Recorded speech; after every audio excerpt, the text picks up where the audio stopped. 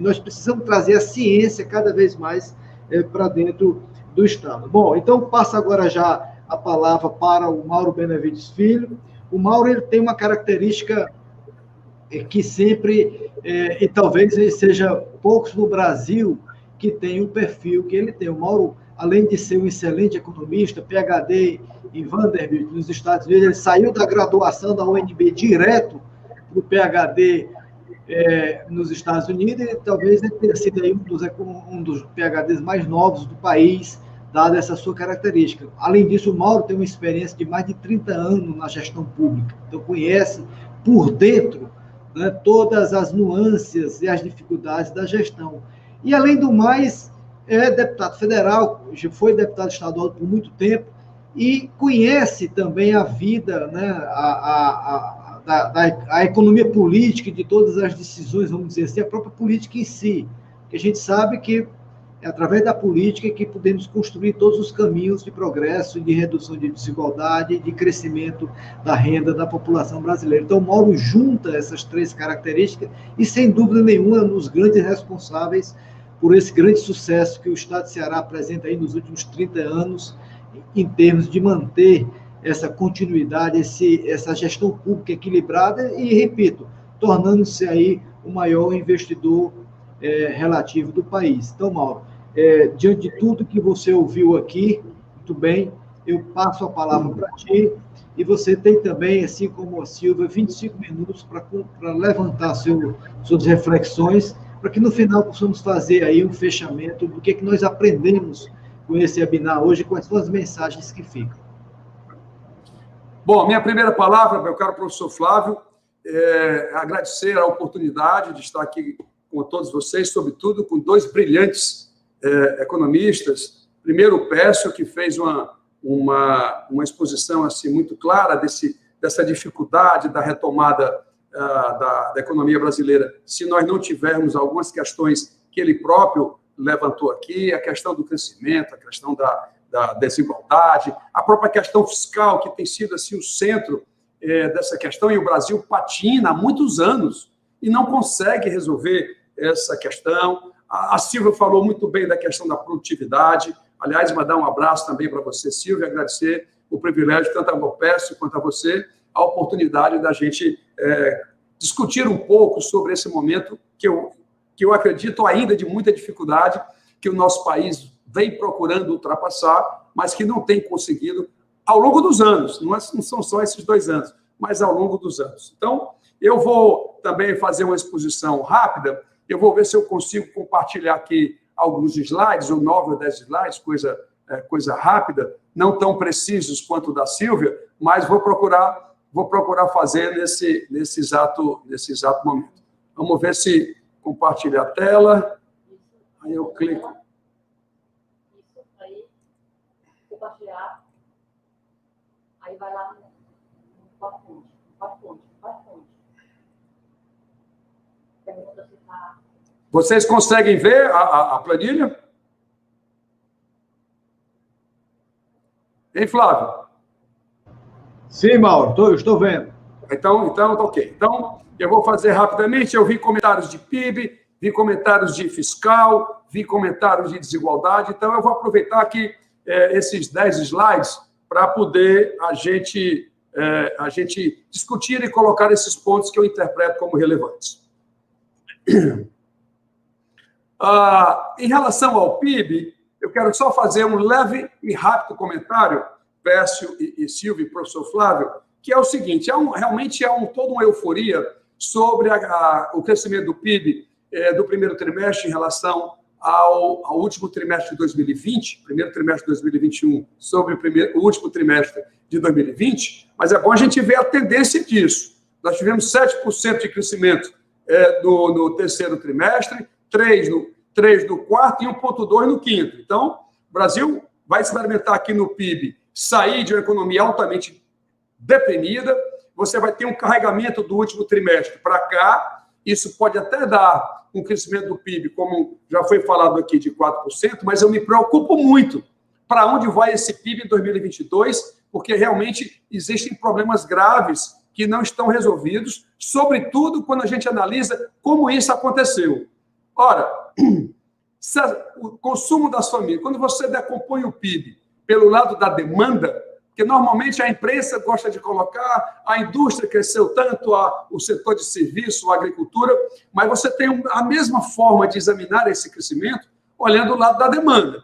E quando você vai examinar isso, você vê que o consumo das famílias representa uns 62% do PIB brasileiro. E o consumo do governo, 20%. Ora, 82%, 83% do PIB brasileiro são de dois componentes. Primeiro, consumo de famílias brasileiras. Nós temos aí 69 milhões de brasileiros e brasileiras altamente endividados. Se isso não for resolvido, esse crescimento será de voo de galinha. Você cresce, quando for em 2022, ele cai para 1,5%, para 1%, ou o que quer que seja, em função disso. E se aprofundarmos ainda mais, esse 1,2%, ele é baseado num decréscimo no consumo das famílias, de 0,1%, e de 0,8% do consumo do governo. Portanto, é só para ponderar, iniciar esse primeiro ponto, para a gente não criar também muita euforia e a gente não voltar à discussão se é voo de galinha, se não é, porque a gente precisa melhorar a compreensão do que isso significa para o crescimento da economia brasileira, para a geração de empregos futuro, para a contribuição desse crescimento na redução das desigualdades, que também foi falado aqui, porque crescimento econômico, e aí já o viés de secretário de Fazenda, 12 anos, isso pode gerar aumento de receita lá no futuro. Portanto, me preocupa muito que em 2022 a gente esteja tratando novamente de baixo crescimento, que tem sido a característica do PIB brasileiro. O Brasil ainda tem um sistema altamente complexo tributário. Foi falado aqui, para aumentar a produtividade, você ter aumento de competitividade, abertura da economia. Aliás, eu me lembro, peço, em 94, quando ali o Plano Real estava ali sendo pressionado, os preços querendo subir fora do controle, eu me lembro que teve um cearense paulista que abriu a economia quando estava no Ministério da Fazenda. Ele, inclusive, abriu para os carros em todo o país. Ele foi altamente criticado pela indústria automobilística, mas abrir a economia também é um fator importante para que a gente possa ter um aumento dessa produtividade, ser exposto, né, a novas tecnologias e assim por diante. Então, o nosso sistema tributário pesa muito nisso também. Então, a gente precisa ter um sistema mais simples, transparente, progressivo, porque o sistema brasileiro hoje é muito regressivo, porque a sua base de arrecadação é toda no consumo. Né? Todos vocês sabem que dos 2 trilhões e 100 bilhões de reais da carga tributária brasileira, 1 trilhão e 100 é posto sobre consumo. Então, como as pessoas de mais baixa renda gastam a totalidade da renda, ou quase a totalidade da renda no consumo, e a mais alta renda consegue, inclusive, poupar, e por isso que se diz que o Brasil tem o 4º sistema mais regressivo do mundo. Sobretudo em função disso, baixa taxação na renda e, sobretudo, baixa taxação na propriedade, que são características, por isso que a reforma tributária não anda, né, aqui no país. É exatamente o que esse slide está procurando fazer nesse exato momento, com números de 2018, né, um pouco atualizados daqueles que eu estou me referindo nesse exato momento. Você tem a carga tributária sobre renda do Brasil, os países, um estudo que a OCDE fez, a mais baixa, ou seja, não é nada. O Brasil, e eu vou já falar como recompor, né, essa estrutura fiscal brasileira, retomar a confiança do investimento privado, seja o investimento internacional, seja o investimento nacional, para a gente trazer o capital para ampliar o crescimento, e não existe crescimento econômico sem ter a iniciativa privada participando disso. Portanto, o Brasil, mais uma vez, está aqui embaixo, é esse verde, quando comparado com os demais países. Aquele país que mais taxa renda é a Dinamarca. 63% da sua base de incidência é feito na renda, e eu vou já tratar ao final como corrigir esse problema, a gente vai falar. Sobre patrimônio também, ainda abaixo da média dos países mais elevados, e sobre a questão, deixa eu ver o próximo, carga tributária, aí eu tenho que, infelizmente, de falar isso.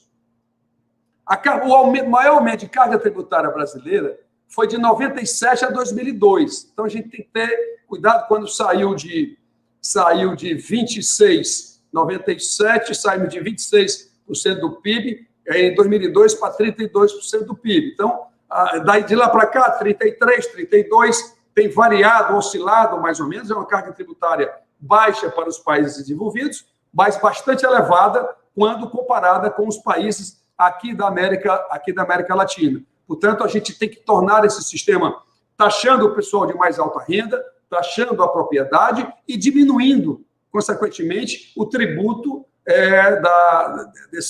dessas faixas de renda mais baixas, que é importante que a gente deixe claro que não é necessariamente aumentar a carga, mas uma melhor distribuição dessa carga, tornando o sistema mais econômico. E aqui são várias razões por que a reforma ela é necessária.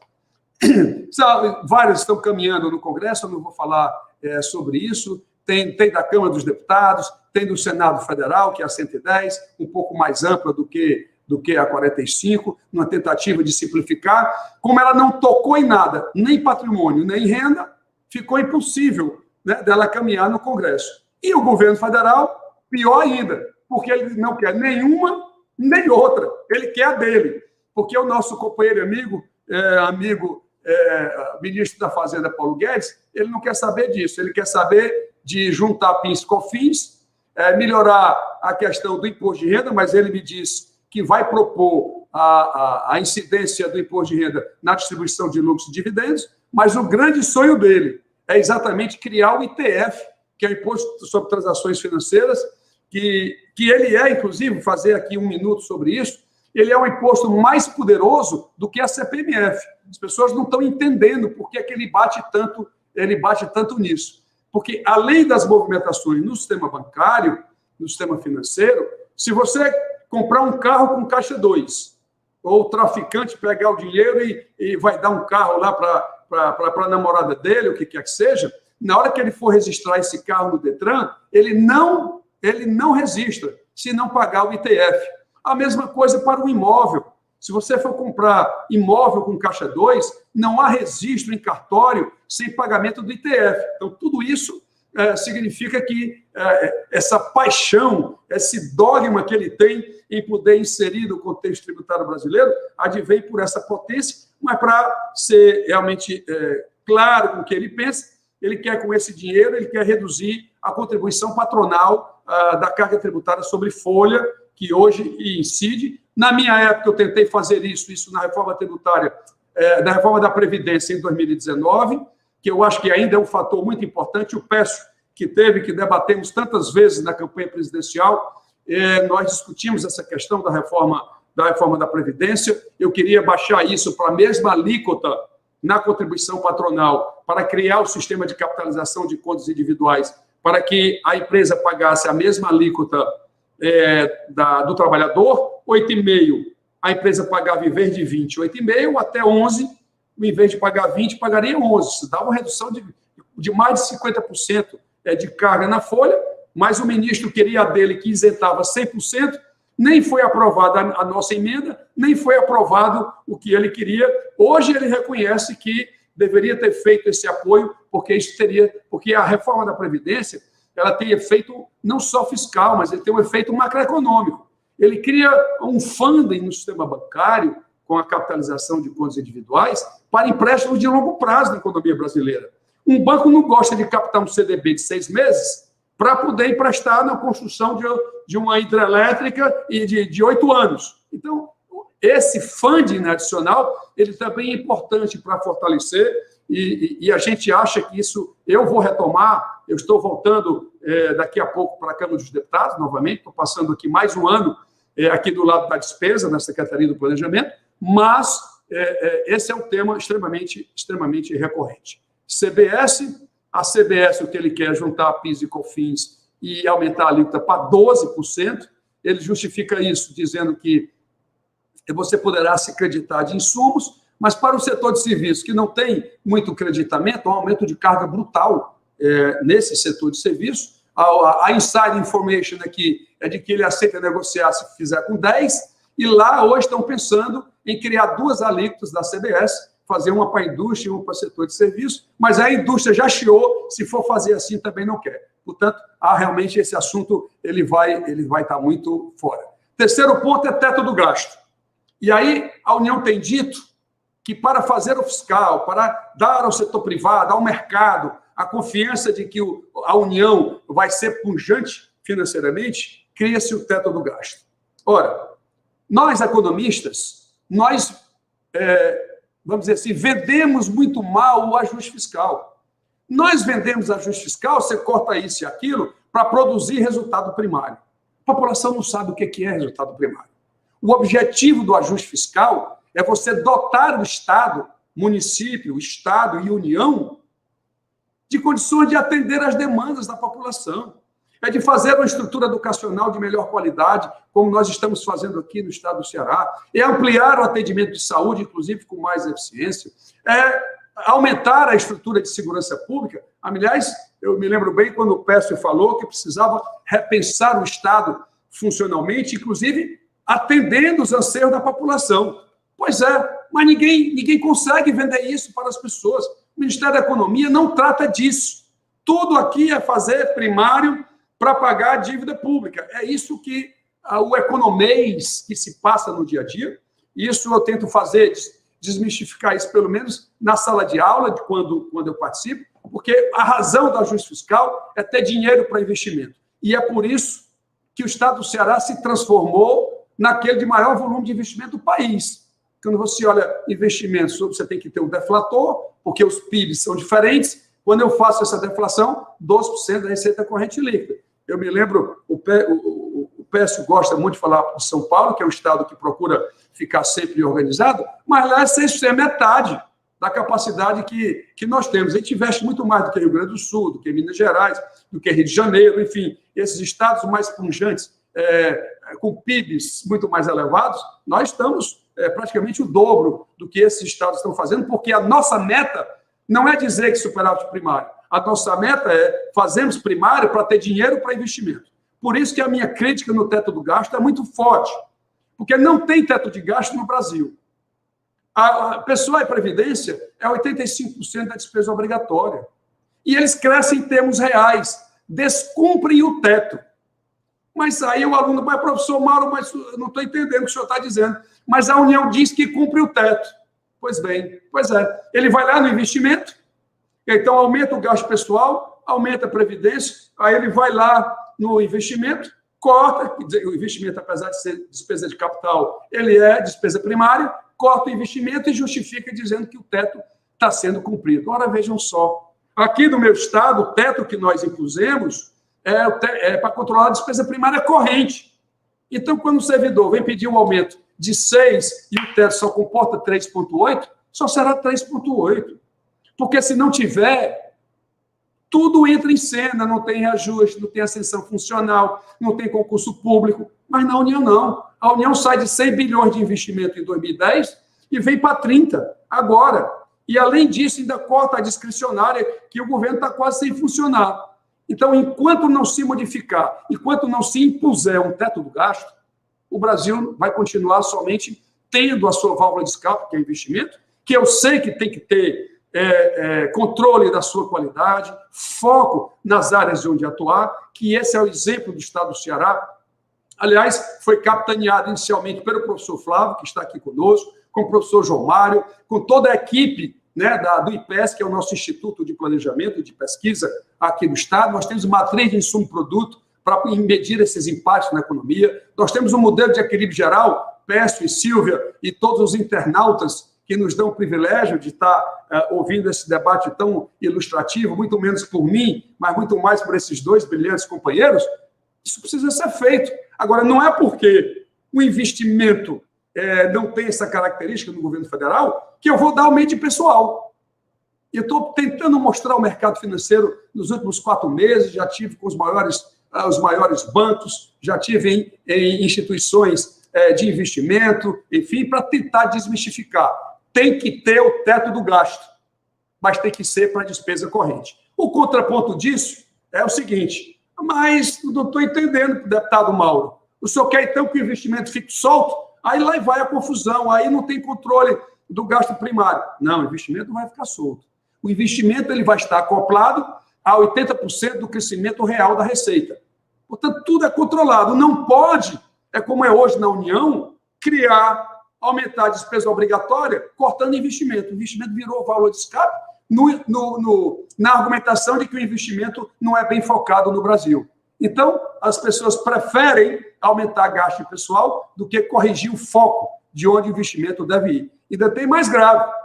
O teto do gasto, que é essa despesa que só pode crescer de um ano para outro pela variação da inflação, e isso acabou dando o investimento para o federal caindo de 2,7% do PIB para 1,4%, e eu agradeço muito aí o IBRE, né, que sempre contribui com a gente, Silvia, aí, todos os seus colegas, aí, nossos colegas, eu agradeço esses gráficos de investimento que eu sempre acompanho, e isso significa o quê? Isso aqui é só os números que justificam que há um crescimento real e, na realidade, eu tenho que cortar investimento, isso do governo federal, né? Esse gráfico aqui é a despesa primária do governo federal. É só para vocês verem que o Brasil não tem teto do gasto.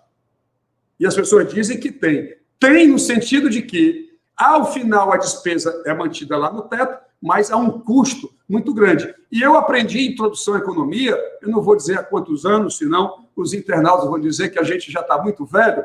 Eu peço não, que é novo, e a Silvia, que é muito nova também. Mas o investimento público ele também tem um efeito crowdinino. A gente ampliou o Porto do Pecém aqui em 1,8 bilhão de reais. Nós trouxemos o maior investimento privado da América Latina, que foi uma siderúrgica, 24 bilhões de reais. Então, esse é um ponto importante. E, por último, o governo agora disse que o grande acerto era a PEC emergencial, que lá ia controlar tudo, que ia trazer o investimento privado para dentro e que, portanto, o Brasil ia retomar o crescimento, que o emprego iria aumentar. Pois bem, essa emenda constitucional, ela não fez absolutamente nada. Enganaram o mercado financeiro, que é o que eu vou falar agora, mais de 2 minutos, que é o seguinte, ele criou uma regra dizendo assim, se a União, quando chegar a 95% da despesa obrigatória sobre a despesa primária total, aliás, esse aqui é dos estados, essa aqui é o artigo 109, da emenda constitucional 109. Se chegar a 95% da despesa obrigatória sobre a despesa primária total, aí sim os gatilhos não tem aumento, não tem ascensão, tudo aquilo que vocês já conhecem. Vocês sabem quanto a União gasta de despesa obrigatória? 92,7%. Portanto, esse artigo é inócuo.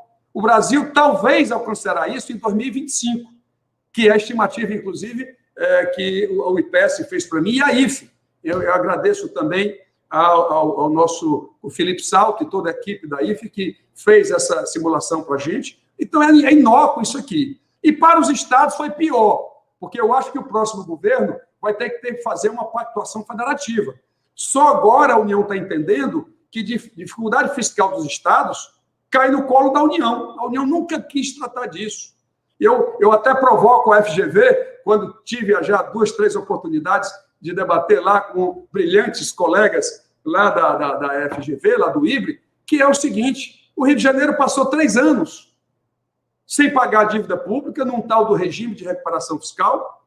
Aí o Brasil se endividou 70 bilhões de reais e pagou a dívida do Estado do Rio de Janeiro, mas os economistas não dizem nada. Dizem que aumentar 70 bilhões da dívida, está tudo bem. Mas eu não acho que isso... E aí, sobretudo porque 4 estados brasileiros, São Paulo, Rio, Minas Gerais e Rio Grande do Sul, detêm 83% do que devem à União. Os outros estados praticamente não devem nada. Então, a gente precisa essa repactuação para deixar, inclusive, esses 4 estados mais ajustados financeiramente. Olha o que eles produziram nesse artigo 107A, também da tal PEC emergencial. Outro conceito, quando a despesa corrente, lá no governo, despesa obrigatória, no governo federal, despesa obrigatória. Aqui é despesa corrente. Quando a despesa corrente alcançar 95% da receita corrente, em vez deles obrigarem os estados a fazer os cortes, olha como é que ficou. Ficou facultado aos estados fazer essas coisas todas. E não foi o Congresso que mudou, não.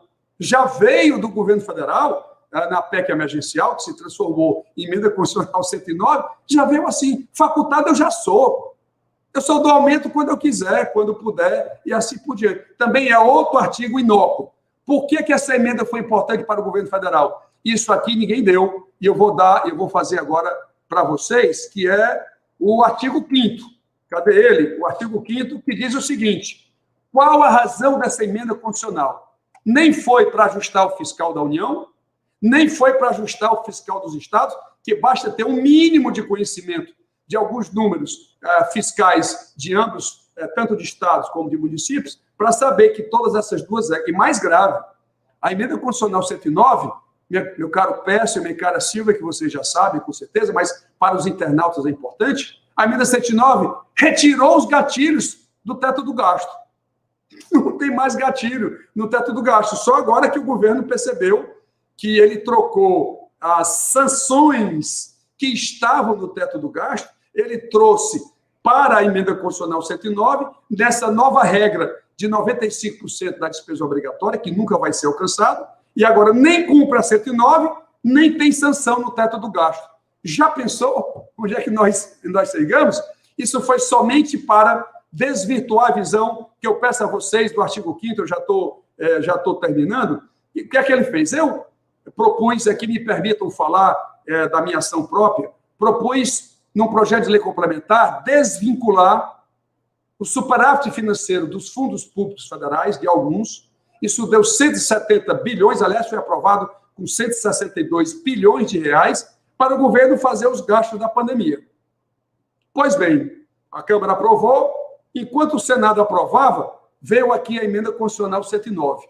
Olha esse artigo 5º. O que é que aconteceu? O governo federal fez a mesma coisa com a emenda constitucional, tirando a ideia que estava lá, e, além disso, ele faz o superávit financeiro, que eu só fiz de 1 ano, só do ano da pandemia. Ele agora está fazendo de 3 anos, e mais, ele trocou os 162 bilhões que poderiam ser usados para o pagamento da pandemia, ele mudou e disse que esse dinheiro só vai para pagamento de dívida. E isso é uma das razões que ninguém fala por que a relação dívida-PIB caiu.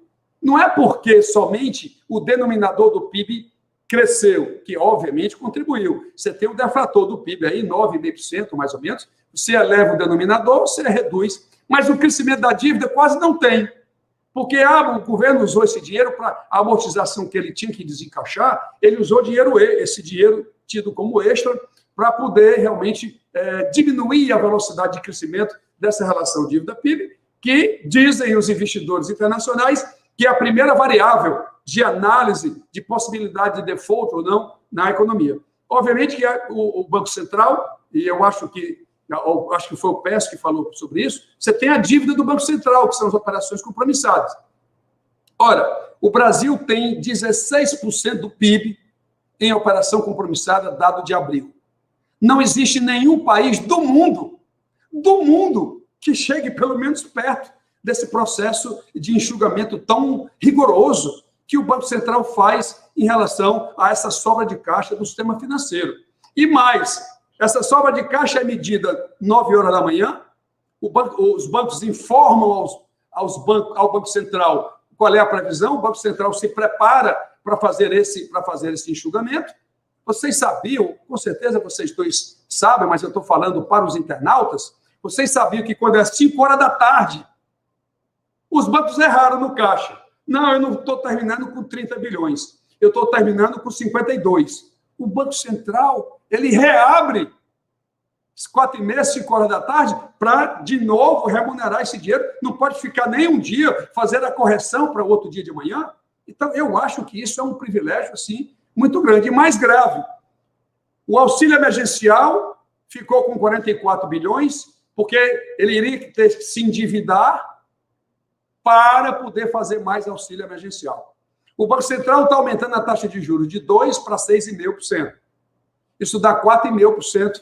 Se eu anualizar a dívida de 6 trilhões e 500, isso dá mais de 260 bilhões. Então, eu posso me endividar para pagar a dívida pública, e eu não estou dizendo que isso deve ser pensado e examinado, e é importante para manter a confiança, né, dos investidores, mas eu posso aumentar 260 lá e não posso aumentar 260K, Então, no auxílio emergencial, isso precisa ter uma reflexão para saber se isso realmente é o melhor modelo que nós estamos fazendo. A Silvia colocou muito fortemente essa questão das políticas sociais.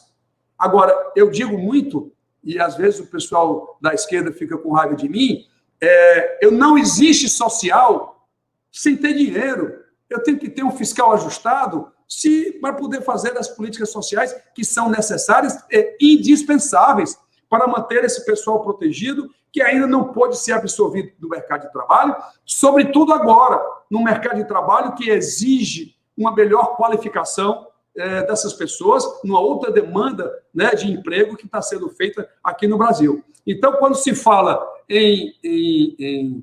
vamos dizer assim, em aumento da produtividade, eu tenho que ter dinheiro para desenvolvimento de pesquisa, de fazer novas tecnologias. Não pode ficar só o governo federal dizendo que tem que aumentar a produtividade, mas não diz como, qual é a política, qual é a forma de atuar.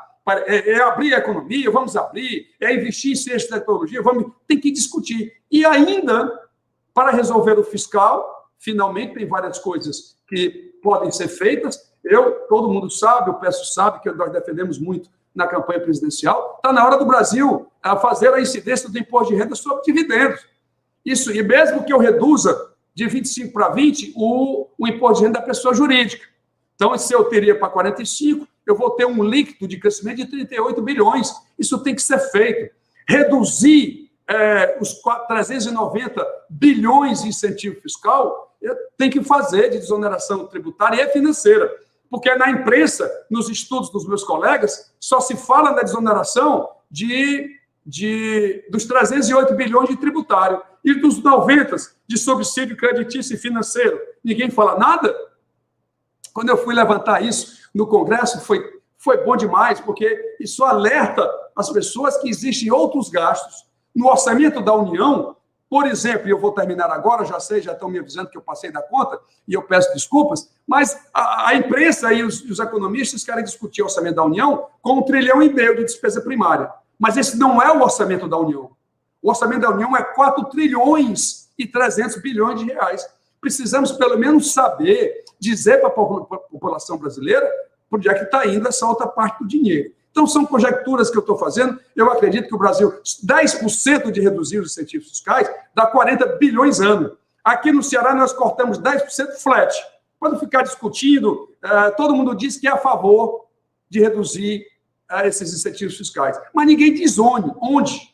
Essa, me permito, é a diferença do nosso amigo, companheiro Ciro, que tem um livro escrito.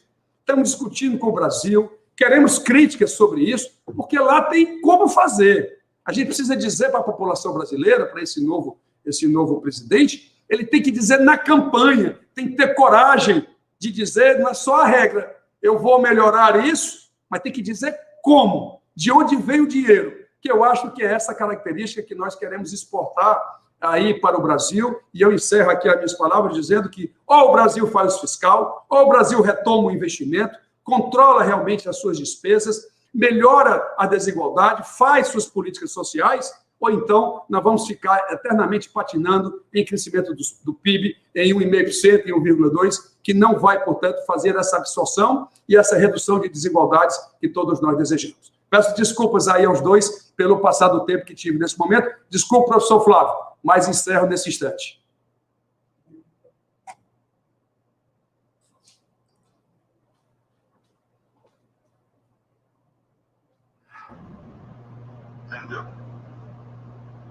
Mauro, obrigado pelas palavras. E o Mauro toca no ponto essencial dessa discussão, que é a questão, por exemplo, do investimento público, né, e a relação com o teto de gasto. De alguma forma, vai na mesma direção do Estado que entrega, o Estado capaz de atender os anseios da população. Um ponto que eu gostaria aqui nessa rodada final, e passaria já a palavra para o Pécio, e aí 5 minutos para cada um, para finalizar, era a gente extrair dessa discussão, né, quais seriam os ensinamentos que nós poderíamos ter em comum, tá, e as preocupações principais já imaginando 2023 como cenário da nossa discussão. Então, Pércio, eu passo novamente a palavra para ti, depois para a Silvia, por uma hora, para a gente encerrar esse webinar. Desculpe, estava com o som desativado. Antes de mais nada, agradeço aqui as intervenções da Silvia e do Mauro, excelentes intervenções. Teria muito aqui para comentar, porque o debate é rico, o assunto vai longe aqui. Eu acho que, de toda forma, tem um ponto, acho que a gente abordou de diversas formas, mas tem um aspecto comum, que é a necessidade de imprimir eficiência ao Estado, né? Então, eu dei uma centralidade nisso, mas acho que os demais concordaram também, que sem ter um Estado eficiente, várias das discussões macroeconômicas perdem sentido, né? Embora elas pareçam bonitas no papel, mas perdem sentido. Sempre o Estado eficiente não é necessariamente o Estado que gasta mais ou menos, mas é o Estado que tem metas e consegue ter uma accountability, transparência em relação às metas, e consegue ter, na verdade, um julgamento, a validação externa das metas. Nesse sentido, minha última observação aqui, partindo um pouco até de comentários aqui do Mauro, sobre a necessidade até de uma simplificação do nosso processo orçamentário, né? Os países acompanham o orçamento, e é uma maneira de ver quem defende o quê, quais são as medidas, quais são as forças políticas, etc. Nosso processo orçamentário é tão complexo, tão sujeito a nuances, que virou matéria para entendidos, né? As pessoas não conseguem compreender. E mesmo assim, às vezes, os especialistas também discordam entre eles, né? Então, uma simplificação do processo de orçamentação da União, uma peça só, tudo incluído, com notas claras, eu acho que facilitaria muitíssimo o processo de entendimento da sociedade. Passo a palavra aqui aos demais para conclusão também. Muito obrigado. Obrigado, Pércio. Silvia? Bom, com certeza um debate muito rico e amplo, né? São vários temas que nós abordamos, mas eu acho que eu queria reforçar esse denominador comum, né? De que é importante, a importância do Estado, né? Ninguém aqui é contra, né? Essa visão sempre muito Estado, talvez a gente teve, né, enfim, nos últimos anos, né, com os últimos governos, um aumento, né, dos gastos do governo, mas foram ineficientes, e aí, nesse sentido, é uma visão negativa sobre o Estado, né? E essa é a questão, acho que, mais importante desse debate, né? Somos economistas aqui, muitos aí que comungam com o liberalismo econômico, mas falando de um Estado, não existe, ao contrário, eles são complementares, né? Porque se você não tem um Estado eficiente, você também não consegue ter um capitalismo eficiente. Eu acho que esse é um ponto importante.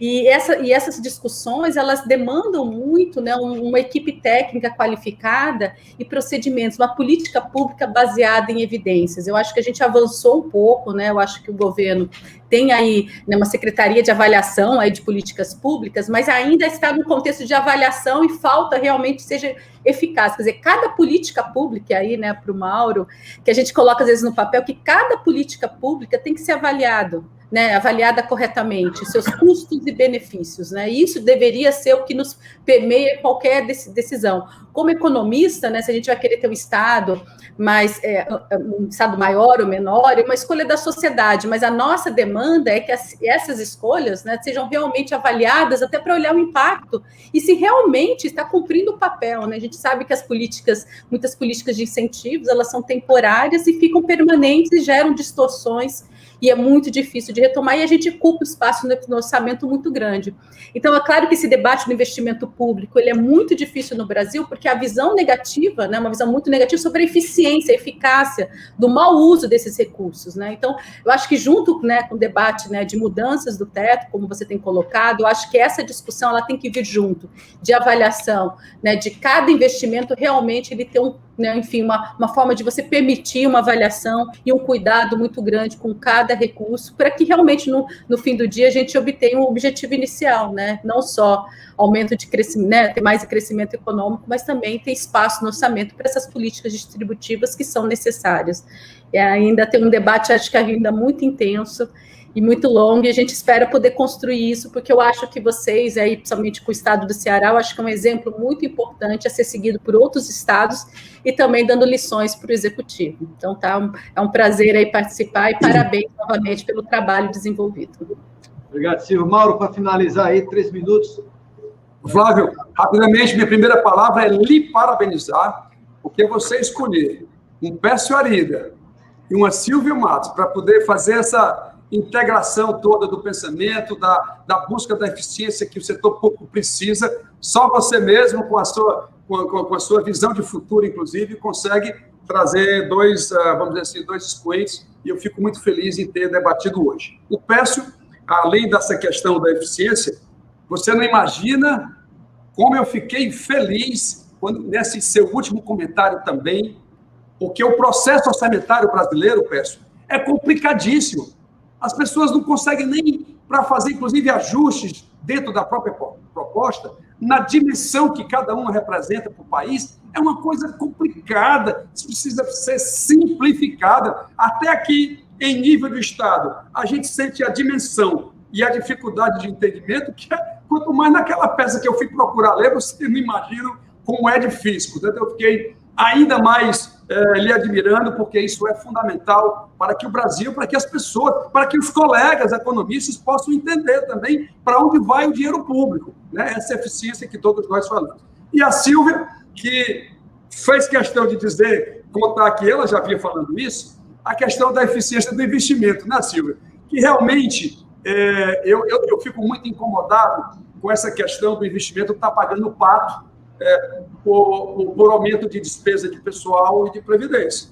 Então, eu reconheço que tem que ter foco, a gente tem que medir o impacto dele, viu, Silvio? Eu acho que a gente tem que estar muito antenado para isso. Eu não sei por que o governo federal não tem instrumento para isso. Eu não consigo entender. Mas, enfim, eu quero lhe parabenizar também, lhe agradecer também por estar aqui conosco. Sua exposição foi muito rica. Eu, inclusive, vou pegar alguns dados, se você puder compartilhar depois com a gente. Portanto, eu encerro aqui a minha debate, dentro dos 3 minutos, Flávio, dizendo para os dois e para todos os internautas, eu sou muito empolgado com esse conserto do país, por uma razão muito simples. As soluções existem. Precisamos ter alguém que tenha coragem de implementar todas elas. E eu acredito que é possível, sim, fazer um Brasil muito mais justo e um país muito mais desenvolvido. Parabéns aos dois aí, parabéns a vocês, Flávio.